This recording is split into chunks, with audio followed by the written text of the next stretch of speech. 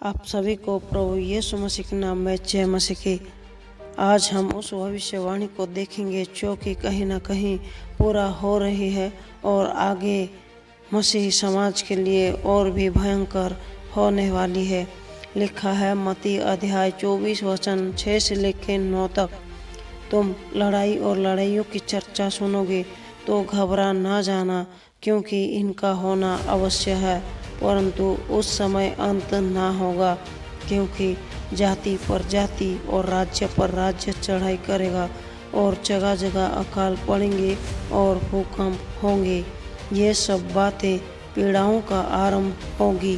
तब वे क्लेश देने के लिए तुम्हें पकड़वाएंगे और तुम्हें मार डालेंगे, और मेरे नाम के कारण सब जाति के लोग तुमसे बैर रखेंगे। आज कहीं ना कहीं हम लड़ाई और लड़ाइयों की चर्चा सुन रहे हैं। पूरे मिडिल ईस्ट में लड़ाई और लड़ाइयों की चर्चा सुनी जा रही है। और वचन 7 में जो है भूकंप और अकाल आएंगे, ये भी हम देख रहे हैं। लेकिन ये तो कुछ भी नहीं। वचन 9 में लिखा है कि वो तुम्हें पकड़वाएंगे और मार डालेंगे। क्लेश देने के लिए वो पकड़वाएंगे और मार डालेंगे, और मेरे नाम के कारण सब जाति के लोग तुमसे बैर रखेंगे। आज हम भारत में ना ही लड़ाई और लड़ाइयों की चर्चा सुन रहे हैं और ना अकाल आ रहा है और ना ही भूकंप, लेकिन मसीही समाज में क्लेश आ रहा है। और ये जो क्लेश है ये तो शुरुआत है, आगे जो आएगा वो भयंकर होगा, क्योंकि ये भविष्यवाणी अभी पूरी होनी बाकी है।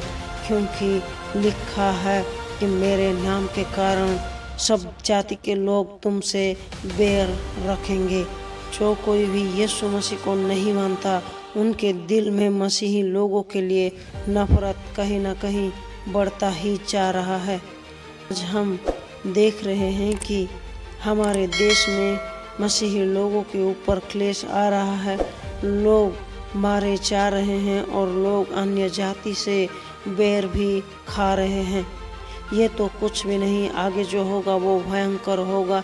क्यों वचन 9 जो है वो कहीं ना कहीं भारत में अभी पूरी होने वाली है और पूरी दुनिया में भी ये हो रहा है। आप अगर अमेरिका को देखें तो वहाँ भी मसीह लोगों को सताया जा रहा है, और भारत में तो अन्य जाति मसीह लोगों से बैर रख रहे हैं। ये जो नफरत है ये कहीं ना कहीं धीरे धीरे बढ़ता ही जा रहा है, और आने वाले समय में ये बढ़ के अधिक भयंकर रूप ले लेगा। जब मसीही समाज के ऊपर और मसीही लोगों के ऊपर क्लेश आए, सताव आए, तो हमें अचंभा नहीं करना चाहिए ये सोच के कि हम पे ये अनोखी चीज़ कैसी हो रही है, कैसी ये अनोखी चीज़ घट रही है। ये सोच के हमें अचंभा नहीं करना चाहिए, क्योंकि ये पहले से ही लिखा गया है, जो कि पहला पतरस अध्याय 4 वचन 12 से लेके 14 में वर्णन किया गया है। यहाँ पे इस तरह से लिखा गया है, हे प्रियो, जो दुख रूपी अग्नि तुम्हारे परखने के लिए तुम में भड़की है, इससे ये समझकर अचंभा ना करो कि कोई अनोखी बात तुम पर बीत रही है, पर जैसे जैसे मसीह के दुख में सहभागी होते हो आनंद करो, जिससे उसकी महिमा के प्रकट होते समय भी तुम आनंदित और मगन हो। फिर यदि मसीह के नाम के लिए तुम्हारी निंदा की जाती है तो तुम धन्य हो, क्योंकि महिमा का आत्मा जो परमेश्वर का है तुम पर छाया करता है। मसीही लोगों के ऊपर ये जो सताव है ये तो आएगा, लेकिन जब ये सताव आएगा तब हमें अचंभा नहीं करना है।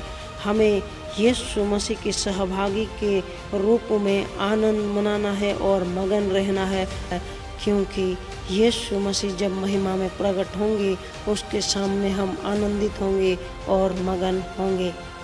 और भी एक वचन लिखा है जो कि मत्ती अध्याय 5 उसका वचन 11 और 12। यहाँ इस तरह से लिखा गया है, धन्य हो तुम जब मनुष्य मेरे कारण तुम्हारी निंदा करे और सताए और झूठ बोल बोल कर तुम्हारे विरोध में सब प्रकार की बुरी बातें कहे, तब आनंदित और मगन होना, क्योंकि तुम्हारे लिए स्वर्ग में बड़ा फल है। इसीलिए कि उन्होंने उन भविष्यवक्ताओं को जो तुमसे पहले थे इसी रीति से सताया था। यीशु मसीह का धन्यवाद हो कि वो पहले से ही हमें ये बोल दिए हैं कि हमारे ऊपर जो है वो सताव आएगा। लोग झूठ बोल बोल के हमारे विरोध करेंगे। जब वे हमें सताएंगे तो हमें आनंदित रहना चाहिए और मगन रहना चाहिए, क्योंकि स्वर्ग में हमारे लिए बड़ा फल है।